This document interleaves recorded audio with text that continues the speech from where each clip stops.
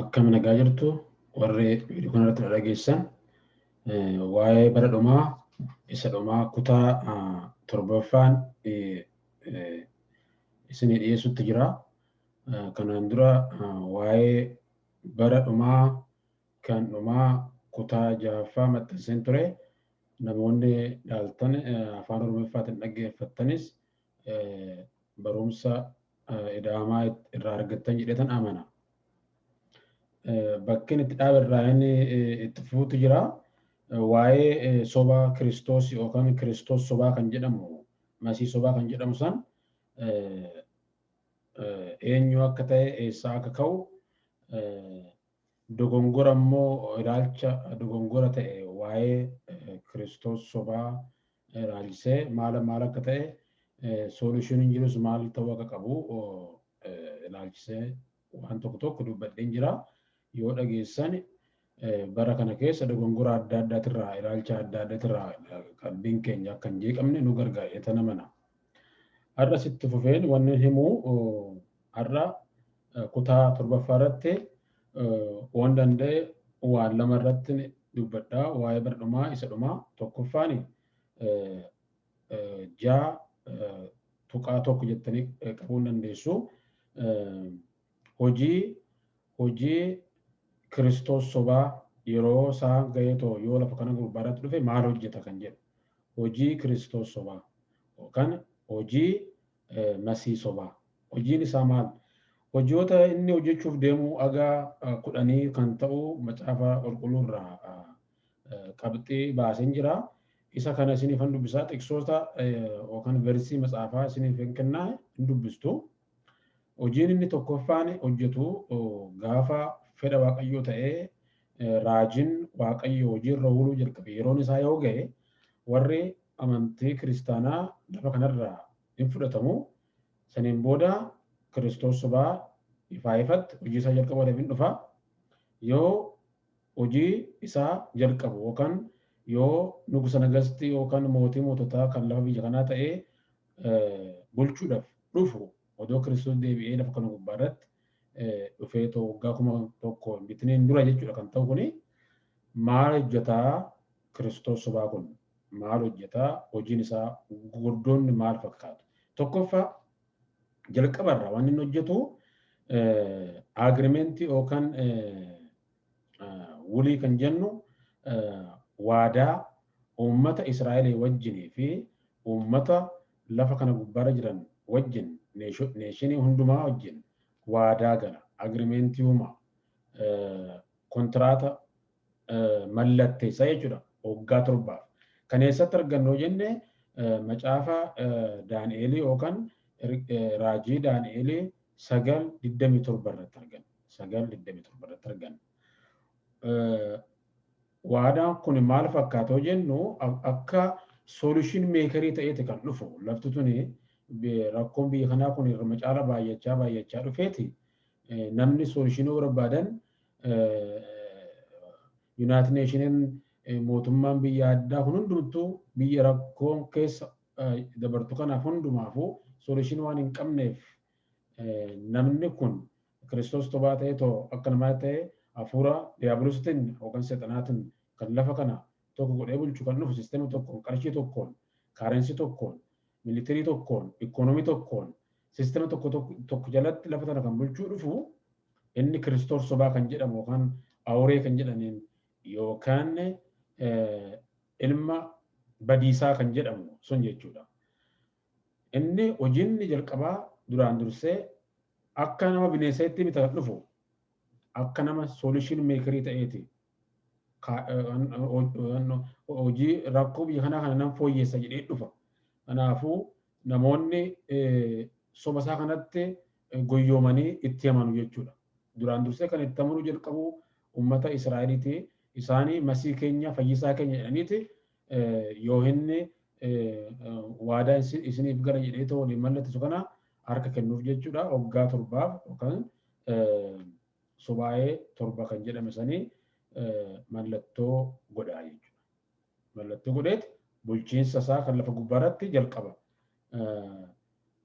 magaala guddoo godhatee kan alama irratti itti bulchu magaaluma Yerusaalemii kan jedhamtu tana jechuudha.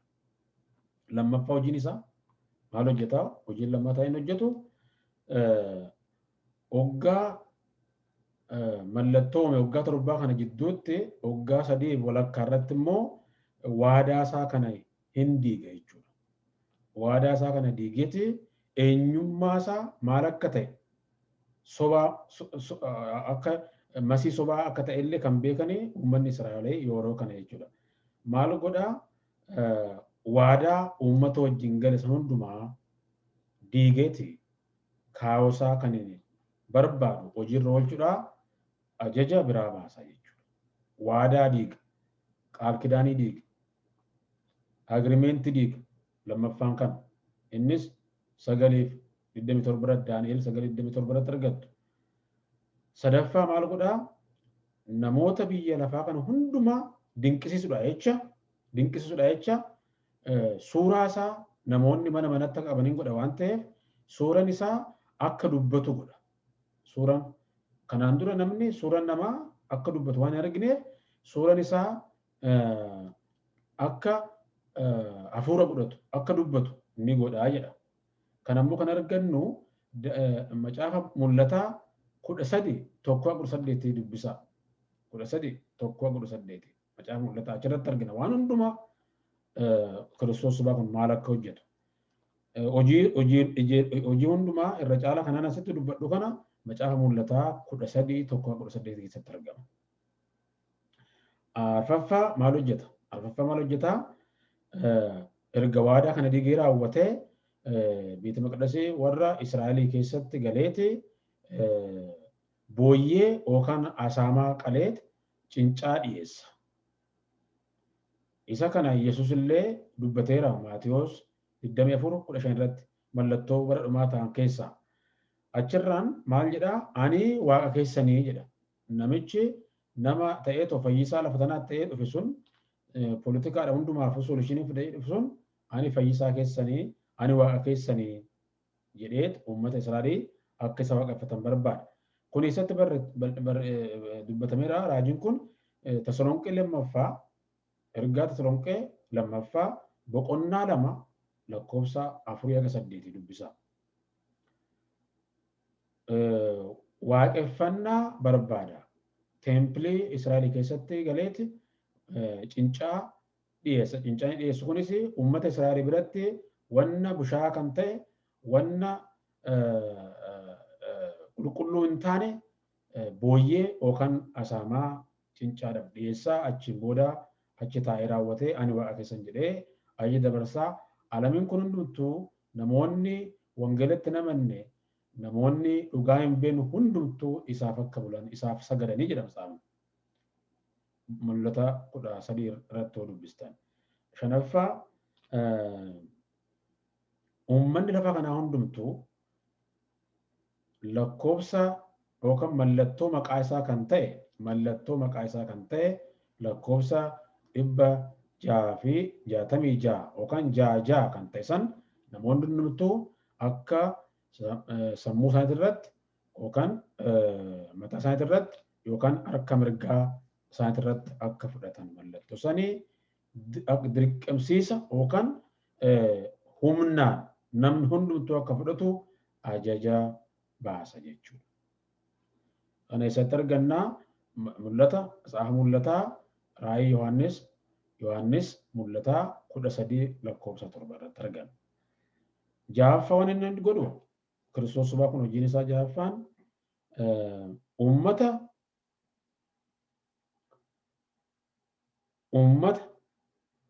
lafaa kanaaf hundumaafuu inni Waaqayyo akka ta'e of beeksisa.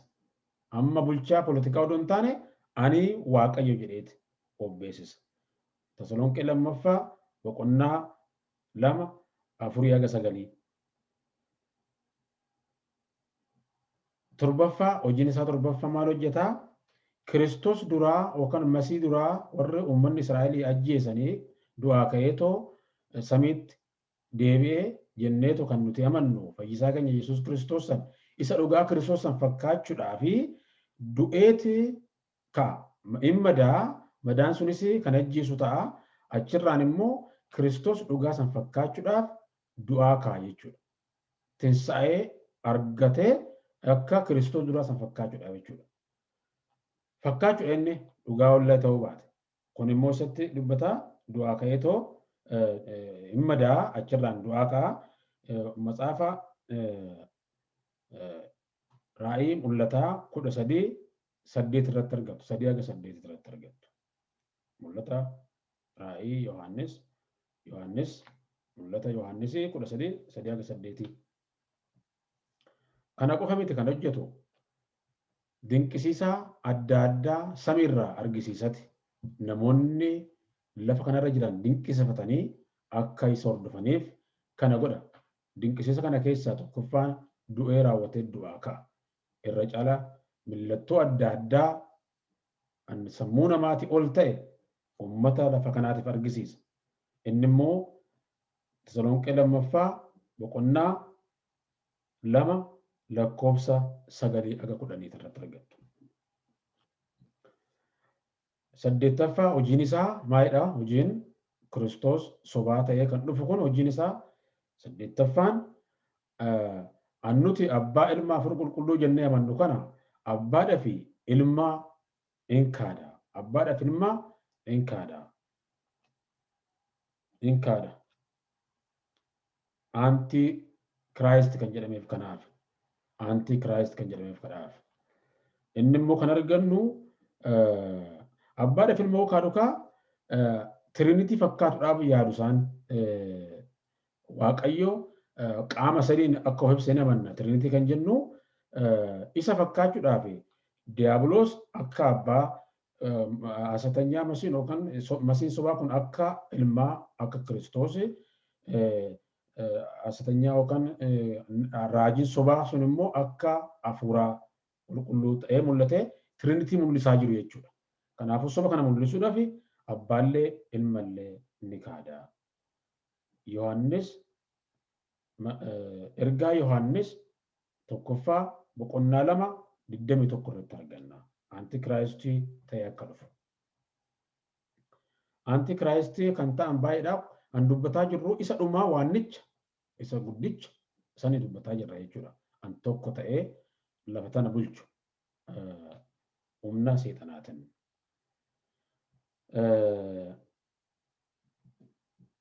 Salgaffaa hojiin salgaffaa inni hojjetu warra mallattoosaa kan ta'e maqaasaa yookaan mallattoosaa maqaan isaatiif mallattoon isaa tokkichuma lakkoofsa 666 kan jedhamu san mallattoosaa kan ta'e maqaasaatiif mallattoo kan ta'e lakkoofsa 666 warra hin fudhanne irratti rakkoo adda addaa makaraa adda addaa irratti dabarsa.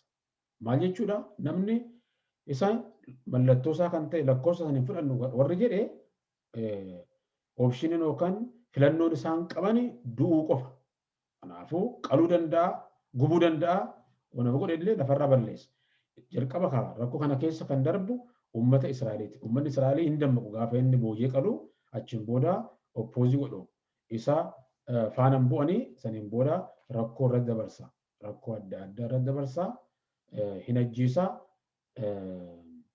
Wanni akkasii lafarratti ta'ee hin beekamu kan jedhamee Yesuus dubbata sunis rakkoon akkasii sun yeroo san qunnama jechuudha. Warri isatti hin amanne rakkoo adda addaa keessa akka darban godha. Lafa gubbaarra akka jiraatan hin eeyyamu.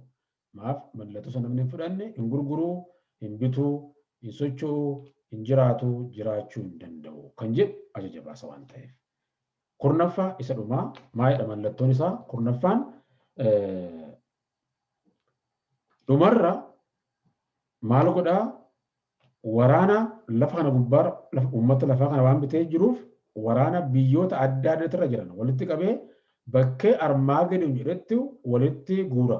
Maaliif walitti guura? Bakkee Armaagedon jedhamutti walitti guureeti. Nugusni yookaan mootiin samiidhaa dhufu hin jira jedheeti yaada. Kiristoos ijoollee isaa wajjin qilleensarra ture.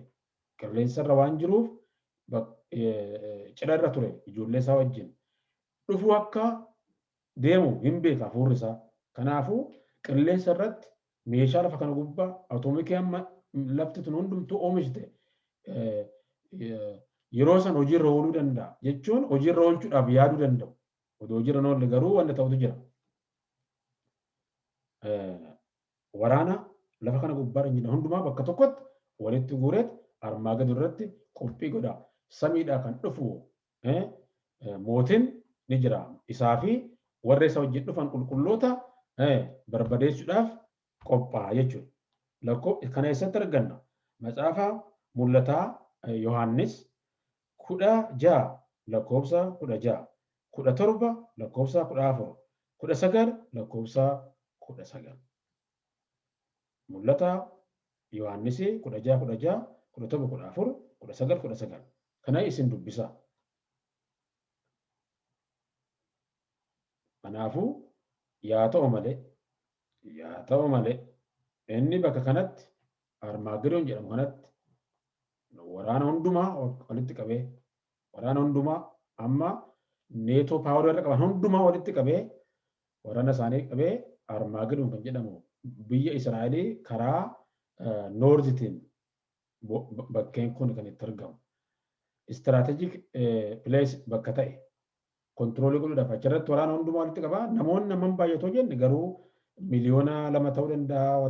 Wataaddaroo kan warri waraanaaf filatamu kunneen miliyoona 5 ta'uu danda'u, miliyoona 10 ta'uu danda'u, baay'ee ta'uu danda'u.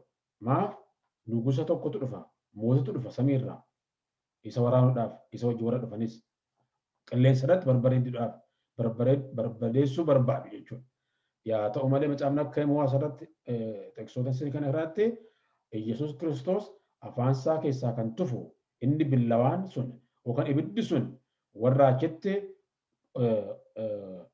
Kiristoos sobaata walitti qabamee nugusa samiidhaa dhufu kana waraanuudhaaf qophaa'ee ni ajjeesa. Hundumtuu ni du'u jedha.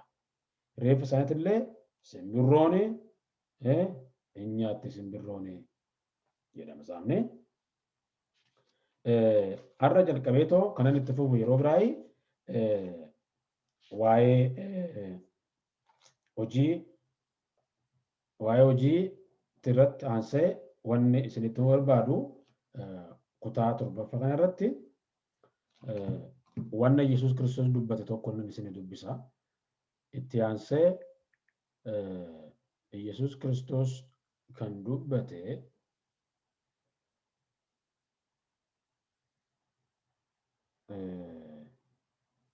Maatiyos 24:21. Maatiyos 24:21. Akkana jedha.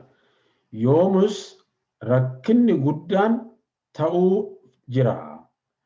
Rakkinni akkasiis jalqaba biyya lafaatti jalqabee hamma ammaatti hin taane. Deebi'ees hin ta'u. Guyyoonni sun utuu gabaabbachuudha baatanii namni tokkoyyuu hin fayyu ture. Amma garuu warra fo'amaniif jedhuun guyyoonni suni gabaabbachuuf jiru. Rakkinna guddaa kan jedhe Yesuus Kiristoos. Itti aansee 7:2 jettanii barreeffachuu hin dandeessu. 7:2 jettanii barreeffachuu hin dandeessu.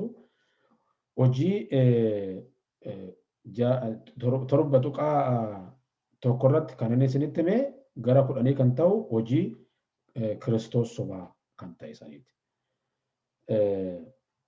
Yeroo inni bulchiinsa lafaa kana ta'ee jiraatu wanni lafarratti ta'u Kiristoos kan dubbate jira akka raajitiitti. Rakkinni guddaan rakkoo guddaan lafa kana gubbaarratti kanaan dura ta'ee hin beekne seenaa ilma namaa keessatti gara fuulduraatti illee kan hin taane ni ta'a jedhe. Guyyaan sunis odoo gabaabbachuu baate warri filataman hin fayyane. Akka warri filataman fayyaniif guyyoonni sun gabaabbatu jedha.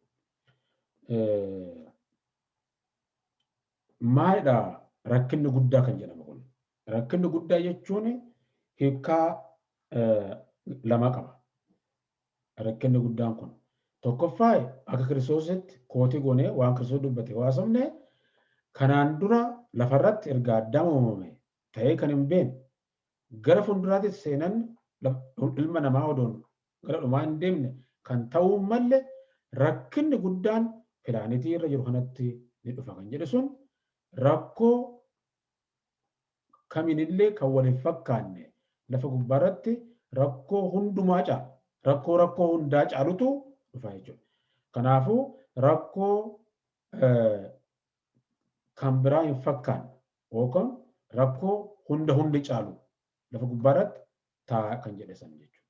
Maalidha rakkinni guddaa kan jedhu kun rakkoon isa fakkaatu kan hin jirretu lafa gubbaarratti ta'a jechuudha. Rakkoo fakkii hin qabne jechuun dandeenya. Rakkoo fakkii hin qabne. Maaf fakkii hin qabne? Kana Yesuus akka jedhetti kanaan dura erga Addaam uumamee ilma namaa irratti ta'ee hin beeku gara fuulduraattis hin ta'u. Lammaffaa rakkoon kun kana Maatewos 24 irratti kan dubbanne rakkoon kun maalidha jenne rakkoo Yaaqoob jedhamee barreeffameera. Macaafa ergamtootaa kan Ermiyaas 37 irratti dubbisuun jira. Ermiyaas 37. Waaqayyo achirratti maal jedhaa? Fakkii kan hin qabaanne rakkoo guddaatu Yaaqoob irratti dhufa. Rakkoo guddaatu Yaaqoob irratti dhufa jedhamee. Yaa ta'u malee innis ni fayyaa. Rakkoo kanarraa kan isaan fayyisu Kiristoos. Yesuus illee waan kana dubbateera. Warra filatamaniif jecha rakkoon kun hin gabaabbata akka isaan fayyaniif jedhee abdii uumee jira. Jechuudha uummanni Israa'el Kiristoos dhugaa san fudhachuu waan didaniif Kiristoos sobaa itti argamee Kiristoos sobaa kun immoo rakkina guddaa isaan irratti argisiisa. Rakkoon kun garuu rakkoo karaa Kiristoos sobaa sanii qofa miti kan mul'atu. Rakkoon kun rakkoo uummata Israa'el qofa miti. Rakkoon kun immoo lafa kana gubbaarratti hundumattuu kan ta'udha ilma namaati irratti. Maayidhaaf rakkoon kun Kiristoos sobaan qofa otoo hin taane Waaqayyollee fedhee Waaqayyollee kan lafa irratti fidu jechuudha. Kaawoo rakkoo kanaa himeetan har'a xumura. Ittaansee rakkoo san keessatti akkamitti wangeelli akka hojjetamu viidiyoo itti isinitti hima. Kaawoo rakkoo kanaa hundumaa hin fixu. Kaawoo ittaanu kaawoo lamaa yookaan kaawoo sadii dubbachuu danda'a. Kaawoo sadiitu jira. Kaawoo lamaa irra isinitti hima. Maaliif rakkoon kun akka lafarratti dhufu Waaqayyo eeyyame? Maaliif Waaqayyo rakkoon kun akka hin taane hin goone? Maaliif ta'uu qaba? Wanta lamatu jira. Kaawoon isaa maaliif kan jedhu. Tokkoffaan Waaqayyo warra dhugaatti amanuu didan, warra jallatan, dhugaarraa kan jallatan, dhugaa Waaqayyo warra oppoozii godhan, cubbuudhaan warra gammadan, odoo seenan lafa kanaa kun hin dhugatin Waaqayyo firdii kennuudhaaf. Waaqayyo paanishii godhuudhaaf lafa tana. Kanaafuu rakkoon kun kaawoo Waaqatiin hojiirra oolchuudhaaf dhufa jechuudha. Kaawoon kunis eessatti barreeffamee jira? Ejjatti barreeffameera. Horattan Yohaannis mul'ata Yohaannis 15:1-8. Mul'ata 16:1-21 dubbadha. Asirratti mul'ata 15:16 irratti walumatti qabdanii dubbistanii maleekonni ni ergamu. Maqsaftii adda addaa lafirratti jigsuudhaaf, samiirratti jigsuudhaaf, uummata lafa kanaa irratti jigsuudhaaf isa san mallattoo adda addaa qilleensa irratti mul'achuu danda'a. Aduun nama gubuudhaaf humna addaa irratti maaf maleekaan tokko maqsaftii Tsawwaa kan jedhamu dhaqee aduu irratti jigsa jedha. Kanaafuu aduun nama lafa kana gubbaa yeroo hundumaa ni gubdi jedha. Kana dubbisaa mul'ata Yohaannis 15:1-8 16:1-21 dubbisuu dandeessu. Kanaafuu maali Waaqayyo internaashinaal irratti ummata lafa hundaa lafarra jiraatan kanarratti warra ajajamuu didan, warra dhugaa tuffatan, warra jallatan, warra dhugaadhaaf deebii didan, warra cubbuu fidatan isaan sani irratti jeejii godhuudhaaf faraduudhaaf. Kanaafuu kuni quxxaa waaqayyooti jechuudha. Rakkoo inni guddaan kun kaa'uun isaa kana. Rakkinni guddaan kun kaa'uun lammataa maalidhaa? Kaa'uun lammataa maalidhaa? Rakkinni guddaan kun yookaan maqsaftiin kun kaa'uun lammataa Israa'el ummata Israa'elii hirriiba keessaa kaasuudhaa fi isaan fayyisuudhaaf. Uummanni Israa'elii yeroo ammaa kana hirriiba keessa jiru hafuuran jechuudha. Dhugaan Kiristoos isaaniif ifuu hin dandeenye. Fayyisaa isaanii kan ta'uu qabu Kiristoos waan ajjeesaniif kanarraan kan ka'eef hirriiba guddaa keessa galan. Kanaafuu hirriiba keessaa kan ka'an rakkoodhaan jechuudha. Rakkinni kun isaan irratti ka'eet maaf karaa qulqullinnaatiin karaa dimokiraasiitiin Kiristoos duraa isa fayyisaa san masiisan fudhachuu didan. Gaafa Yesuus Kiristoos Philaaxoos yaa fannifamu jedhee uummanni gaafate san inni qulqulluudha namni kun qulqulluudha homaa hin qabu maaf akkana gootu jennaani dhiigni isaa nurrattii fi ijoollee keenya irratti yaa ta'u jedhaniiti abaarsa filatan. Kanaafuu rakkoon kun rakkinni guddaan lafa gubbaarra ta'e hin beeknu kun uummata Israa'elillee irratti firdii fiduudhaaf isaan garuu kaa'uun isaa maalidhaa? Hirriibaa isaan dammaqsuudha. Hirriibaa isaan dammaqsuudha. Karaa salphaatiin fayyuu qabanuu rakkina keessa darbanii fayyuu jechuudha. Kana Roomee 11 25-27 irratti dubbisaa. Hirriibaa yeroon isaan dammaqan hin jira. Warri uummanni Israa'el jechuudha. Kanaafuu rakkinni kun kaa'uun isaa waan sadii fi lama dubbadheen jira. Tokkoffaa uummata lafa gubbaarra jiran warra gidiraa keessa jiran warra waaqa dhugaarraa jallatan warra dhugaadhaaf deebisuu didan warra dhugaa fudhachuu didan warra fayyinni waaqayyo qopheesse irratti deebii didan irra caalaa kan cubbuu filatan. Nama hundumaa ilma namaa kan ta'e lafa gubbaarratti odoo seenaan ilma namaa hin darbin cubbuun fi cubbamtoonni hundumtuu firdii lafa gubbaarratti argamu. Firdiin kun kan bara baraati miti kan yerooti. Kan yeroo kun iyyuu rakkoon akkanaa lafa gubbaarra ta'e hin beekamu jedheera. Saniin booda gahannamitu jira yookaan ibidda bara baraatu jira kan keessatti galan. Inni immoo ganaadha. Garuu odoo foon hin jiru ilmi namaa waaqayyo firdii lafa gubbaarratti fida.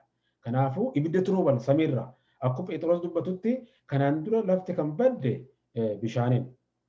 Bishaaniin badde lafti kanaan dura. Akka Phexros dubbatu garuu isaan achi bishaanii miti lafti kan baddu. Laftii fi lafa gubbaarra kan jiru hundumtuu hin gubatu jedha Phexros. Samiirraa ibidditu bu'a jedha. Kanaaf firdii kana kan roobsu samiirraa hojiirra kan oolchu maleekotatu argama jechuudha. Kuni yaadi qaatu waggaa 3 fi walakkaadhaaf hojiirra oola. Yeroo sani amantaa Kiristoos irratti warri qaban lafa gubbaarratti hin argaman hin fudhatamu.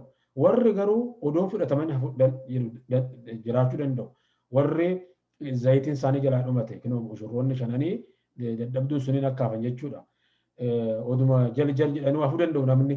Warri hafan sun garuu rakkoo keessa akkamitti darbu du'aniiti qalamaniiti kan darban. Yoo lakkoofsa Kiristoos sobaasan fudhachuu baatan. Yoo fudhatan quxxaan waaqayyoo firdii waaqayyoo akkuma namoota kaanii isaanillee argata jechuudha. Samiirraa ibiddatu bu'aa. Lafti tuni akka kanaan dura yeroo Nohii bishaaniin badde akka Phexros itti mutte lafti tuni immoo ibiddaan gubatti. Akkana jedha Phexros eega lafti kun akkanatti gubate samiin akkanatti gubate gaafa immoo murtiin waaqayyo dabarsu guyyaan sun odoo dhufe kana kan dubbachuu barbaade Phexros kanaan booda immoo gara ibidda bara baraatti namni kan darbuudha. Inni isa dhumaa teessoo adiirra taa'etoo Kiristoos firdii kan kennu sun jechuudha. Isa dubbata. Hagam akka nama sodaachisu nutti hima Phexros. Kaa'oo sadaffaa viidiyoo itti aanutti isinitti himaa bara rakkinaa kana keessas wangeelli akka hojjetamuun isinitti himaa ammaaf waan dhageechani galatoomaa Waaqayyo sana eebbisu namoonni biraa akka ilaalanis viidiyoo kana yoo ilaaltan laayikii odoo gootanii gaariidha. Homaa isinirraa hin hidhatu laayikii gootanii sheerisoo gootan barbaaddan waan dansaadha. YouTube'n namoonni biraa akka ilaalu akka godhu laayikii odoo gootanii laayik godhu san kilikii godhu malee humna isin barbaachisu warri ilaaltan Waaqayyo sana eebbisu viidiyoo itti aanutti wal geenyutti nagaatti naa turaa isiniin jedha. Waaqayyo sana eebbisu.